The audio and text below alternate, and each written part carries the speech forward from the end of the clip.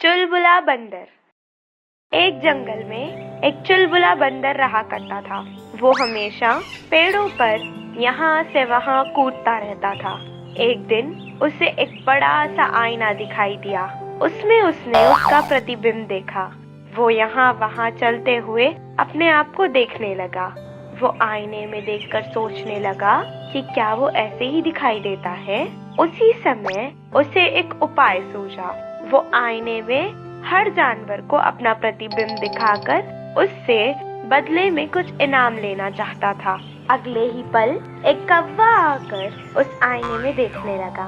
मैं क्या सच में इतना काला हूँ? कबूतर कितना गोरा है। अपने आप को देखकर तो मुझे खुद से ही नफरत हो रही है। कौवा निराश हो गया और बिना बंदर को कुछ इनाम दिए ही उड़ गया। कुछ देर बाद हाथी वहाँ आया। वो भी आईने में देखने लगा। मैं इतना मोटा क्यों हूँ? वो हिरन को देखो, कितनी पतली और खूबसूरत है। हाथी भी निराश होकर बिना बंदर को कुछ इनाम दिए चला गया। कुछ देर बाद वहाँ एक भालू आया और आईने में देखने लगा। छी छी, मैं कितना बदसूरत हूँ। बाकी जानवर मुझे देखकर कितनी नफरत करते होंगे। भालू भी निराश हो गया और बंदर को कोई इनाम दिए बिना ही चले गया। सब जानवर आईने में देखने के बाद एक जगह खड़े होकर एक दूसरे से बात करने लगे और बाकी के जानवरों से ईर्ष्या करने लगे और निराश होने लगे। कुछ देर बाद जंगल के राजा सिंह को इस बात की बाकी जानवरों से खबर हुई। ये ऐसी क्या चीज है जिसे किसी को कुछ लाभ तो नहीं हो रहा? बस मेरे सभी जंगलवासी एक दूसरे से घृणा और ईर्ष्या करने लगे हैं। ऐसी चीज को मैं अपने जंगल में रहने नहीं दूंगा। इतना कहकर उसने तुरंत उस आईने पर पंजा मारकर उसे तोड़ दिया। कुछ देर बाद सब अपनी चिंता छोड़कर अपने अपने कामों में लग गए। इस कहानी से हमें ये शिक्षा मिलती है कि किसी से भी ईर्ष्या करने से कोई लाभ नहीं। शियाल और मुर्गी की कहानी। एक गांव में एक मुर्गी अपने बच्चों के साथ रहती थी। माँ और बच्चे दिन भर आहार के लिए साथ में पेड़ पौधे के पास जाकर शाम को घर आते थे। इनको देखकर एक शियाल ने सोचा, मुर्गी के बच्चे तो बहुत अच्छे हैं, उनको खाने से बहुत स्वाद आएगा। सभी को एक बार नहीं, रोजाना एक को पकड़ना है। बस मुझे कई दिन तक आहार की कमी नहीं होगी। उस दिन से शियाल एक एक मुर्गी को खाने लगा। एक दिन मुर्गी को शक हुआ और बच्चों को एक बार गिनती किया। उसमें कुछ बच्चे नहीं दिखने से मुर्गी सोच में पड़ गए। मेरे कुछ बच्चे दिखाई नहीं दे रहे हैं, कहाँ चले गए होंगे? कहीं गलती से झाड़ियों के पास गुम तो नहीं हो गए? या किसी और के जाल में फंस तो नहीं गए ना? फिर भी इतने दिनों में मुझे क्यों नहीं मालूम हुआ? ये कहकर मुर्गी बहुत दुखी हो गए। दिन भर बच्चों के लिए हर जगह ढूंढती रही, मगर उनकी पता नहीं लगा। रात को लेट गई, मगर दुख से उसे नींद नहीं आई। ठीक उसी समय बर्तन गिरने का आवाज आने से उस तरफ देखी। शियाल एक बच्ची को ले जाते हुए दिखी। वो देखकर मुर्गी को बहुत गुस्सा आया और बहुत दुखी भी हो गई, मगर वो कुछ नहीं कर सकती थी। इस बदमाश शियाल को सबक सिखाने और बाकी बच्चों को बचाने के लिए उसने एक निर्णय लिया। सुबह होते ही जगह जगह जाकर शियाल के मनपसंद बकरी के मांस लाई। उसको एक बर्तन में रखी। हमेशा जैसा शियाल उस रात को भी आई। उसको पहले मांस के बू आने से वो अंदर जाके देखी। बर्तन में उसकी मनपसंद मांस दिखाई दिया। उसे देखकर वो बहुत खुश हो गई। आज तो मुझे लॉटरी लगी है। पहले मनपसंद के मांस को खाऊंगी, बाद में मुर्गी की बच्चों को ले जाके सुबह नाश्ते में खाऊंगी। ये सोचकर वो बहुत खुश हुआ। मांस को खाने के लिए शियाल ने बर्तन में अपने मुंह रखी, लेकिन उसका किस्मत अच्छा नहीं है। बर्तन में मांस मुंह को नहीं लगती। अरे ऐसा क्यों हुआ? मैं इस मांस को नहीं छोड़ूंगी, कैसे भी इसे मैं खा लूंगी। ये सोचकर बर्तन में सर रखने की बहुत प्रयास करती है।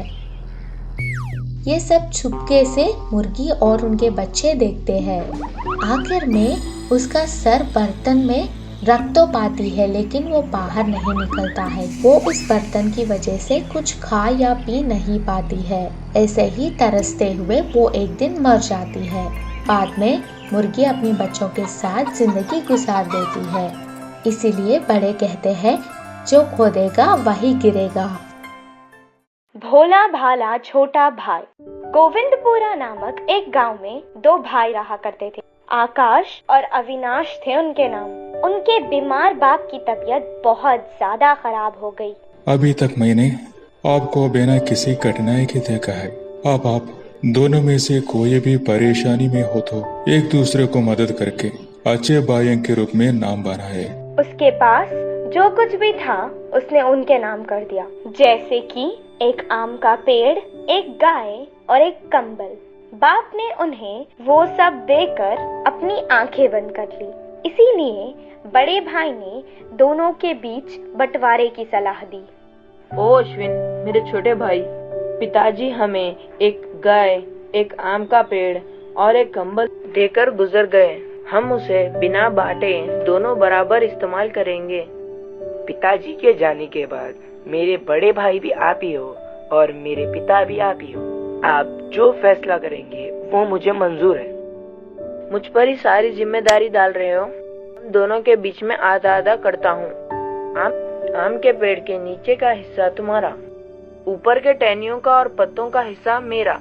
इसी तरह गाय के पीछे का हिस्सा मेरा और आगे का तुम्हारा। इसी तरह कंबल दिन में तुम रखो और रात में मुझे दे दो। तुझे अपना प्यारा भाई समझकर पहले तुझे दे रहा हूँ, बात का मैं ले रहा हूँ। भोला भाई बड़े भाई की कपटी बातों को ठीक है भाई, ठीक है कहकर मानने लगा। अब अविनाश हर दिन पेड़ को अपनी जिम्मेदारी मानकर पेड़ को पानी देता रहा, गाय को चारा और कंबल को दिन में अपने सिर के नीचे लगाकर आराम करता था। आकाश पेड़ पर जितने भी फल लगते थे उन्हें बेचकर अच्छे पैसे कमाता था। गाय का पिछला हिस्सा उसका होने के कारण वो सारा दूध खुद ही इस्तेमाल करता था। रात में कंबल ओढ़कर आराम से सो जाता था। ऐसे ही कुछ दिन गुजरते रहे। कुछ दिन बाद अविनाश की शादी हो गई। उसकी पत्नी बड़े भाई की चालाकी और उसके भोलेपन को समझ गई और उसने एक उपाय सुझाया। पत्नी ने जो कहा उसने वही किया। अविनाश ने अगले दिन एक कुल्हाड़ी ली और पेड़ के निचले हिस्से को काटने लगा। आकाश तुरंत दौड़ता हुआ वहां आया। अरे अरे अरे, पेड़ को क्यों काट रहे हो? झाड़ को कीड़े लग गए, इसलिए मैं उसे काट रहा हूँ। और मैं आपका हिस्सा नहीं, अपना हिस्सा काट रहा हूँ। ये मेरी मर्जी है, चाहे मैं उसे काट दूं या पानी पिलाकर अच्छा रखूं। अगर तुम पेड़ के नीचे का हिस्सा काटोगे तो पूरा पेड़ ही मर जाएगा। अब ये झाड़ को जितने भी फल होंगे हम दोनों बराबर बांटेंगे। झाड़ काटने से हमें कोई फायदा नहीं होगा। ठीक है भाई। फिर कुछ देर बाद आकाश गाय का दूध निकाल रहा था। वो देखकर अविनाश वहां आया और गाय के सर पर जोर से मारने लगा। इससे गाय ने जोर से आकाश को लात मार दी। वो बहुत गुस्सा हो गया। अरे, गाय को क्यों मारा? गाय के सिर पर मक्खी बैठी हुई थी, इसलिए मैंने उसे मारा। वैसे भी गाय के सामने का हिस्सा मेरा है, चाहे मैं उसे मारूं या उससे प्यार करूं। अविनाश की चालाकी देखकर आकाश को सब समझ आ गया। ठीक है, इस गाय को भी हम दोनों साथ खिलाएंगे और इसका आया हुआ दूध भी हम दोनों बांट लेंगे। दूसरे दिन अविनाश ने कंबल को सारा दिन पानी में भिगा कर रखा। शाम में उसने वो कच्ची कंबल हर दिन की तरह आकाश को दे दी। आकाश उसे इस्तेमाल नहीं कर पाया। चलो ठीक है भाई, अब इस कंबल को भी हम दोनों बराबर इस्तेमाल करेंगे। एक दिन तुम रख लेना, एक दिन मैं रख लेता। इसी तरह होशियार पत्नी के उपाय से उसे लाभ होने लगा। इसके बाद वो दोनों पिता की दी हुई चीजों को बराबर इस्तेमाल करने लगे और उन दोनों ने मिलजुल कर उससे अपना फायदा करने लगे। अच्छा व्यापार करके वो दोनों ही खुशहाल जीवन बिताने लगे और गोविंदपुरा में एकता की मिसाल बन गए।